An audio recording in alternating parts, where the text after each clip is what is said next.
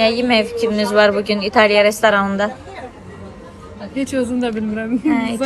İtaliyaya gəlib ilk dəfədir xanım İtaliyaya gəlib.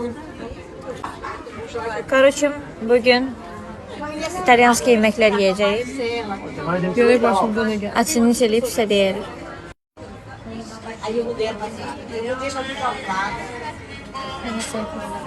Yenə çəkirəm. Hələ yetimsələr kimi qabağımızda kola var, amma yemək gələcək.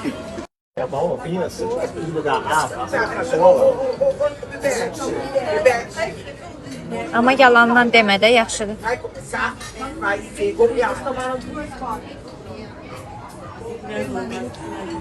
Bilemez bunu böyle teyze. Şuşka. Bu da çok maraqlı Ama görsənir. hakikaten de yakışıdı, prosta o değil de. İtaliyada əllə yeyir.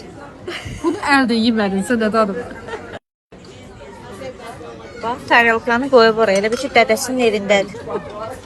Olmaz. Bakar görək, qara kişmiş varmış. Göbələkdir, içində sonra qara kişmişdi. Az yox, göbələkdir.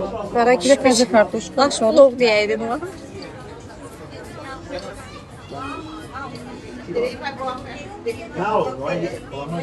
O deyil. Bax belə.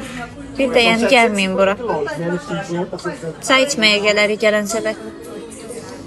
Nəsə? Ən yaxşısı budur.